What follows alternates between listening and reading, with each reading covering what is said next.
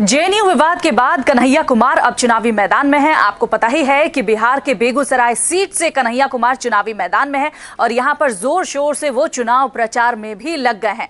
खास बात कन्हैया कुमार के बारे में यह है कि क्राउड फंडिंग के जरिए, जो कि आपका एक बहुत ही बड़ा टूल था, जब दिल्ली में उन्होंने चुनाव लड़ा था, कन्हैया कुमार ने कम समय में ही अपना टारगेट 70 लाख का उन्होंने टारगेट रखा था इलेक्शन के लिए क्राउड फंडिंग के जरिए इकट्ठा करने का। वो उन्होंने बड़ी ही आसानी से इकट्ठा कर दिया। ये बताता है कि उन्हें जनता का कितना प्यार है। लेकिन जब वो असल में सड़कों पर जनता के बीच रोड शो करने के लिए बेगूसराय में निकले, अपने चुनावी क्षेत्र में निकले, तो पता है उनके साथ क्या हुआ। वहां पर लोगों ने उन्हें घेर लिया और फिर उनसे ये कहा कि आप भूमिहारों का वोट चाहते हैं, ठीक है, हम आपको अपना नेता तो मान लेंगे, लेकिन भूमिहारों पर जब अत्याचार हुआ उस पर आपने कभी कुछ बोला क्यों नहीं।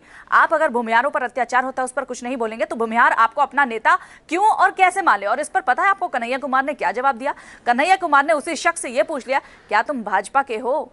अब भाई वहां पर इस पर तालियां तो बजी, लेकिन देखने वाली बात यह है कि कन्हैया कुमार की एक्सेप्टेंस यहां पर कितनी होगी, क्योंकि यहां से बीजेपी के गिरिराज सिंह चुनावी मैदान में है। पिछली बार हालांकि वो नवादा से चुनावी मैदान में उतरे थे और जीते भी थे, लेकिन इस बार वो सीट जेडीयू को चली गई है, तो इस बार यहां से गिरिराज सिंह चुनावी मैदान में है। जबकि इसी सीट पर पिछली बार गिरिराज सिंह नहीं, भाजपा के भोला सिंह चुनाव लड़े थे और उन्होंने चुनाव में जीत भी दर्ज की थी। अब कड़ी टक्कर यहां कन्हैया कुमार बीजेपी को दे सकते हैं।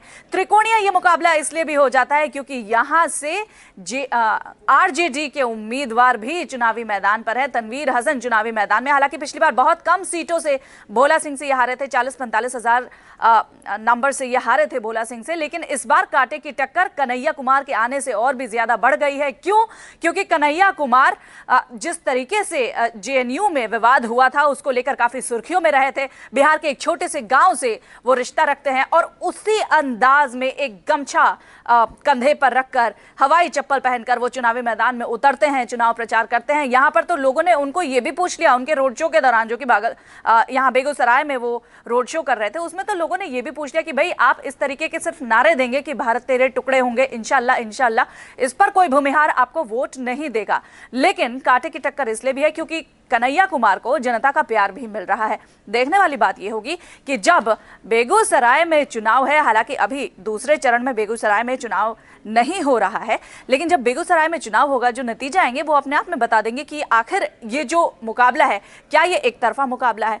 कन्हैया कुमार क्या वोटर्स को अपनी तरफ खींचने में सक्षम हो पाते हैं जीत के लिए, क्या वोटर्स इनको वोट दे पाते हैं, या फिर गिरिराज सिंह अपना वही जादू दोहरा पाते हैं। गिरिराज सिंह को भी कम मत समझिए, क्योंकि वो भी लगातार इसी तरीके के बयान देते रहे हैं कि जो भी इस तरीके की हरकतें करता है या जो भी इस तरीके के बयान देता है उन्हें पाकिस्तान भेज दो। बहुत चर्चित हुआ था गिरिराज सिंह का ये बयान, हालांकि इस पर उन्हें आला कमान से काफी किरकिरी भी हुई थी, आला कमान की तरफ से, और झाड़ भी पड़ी थी।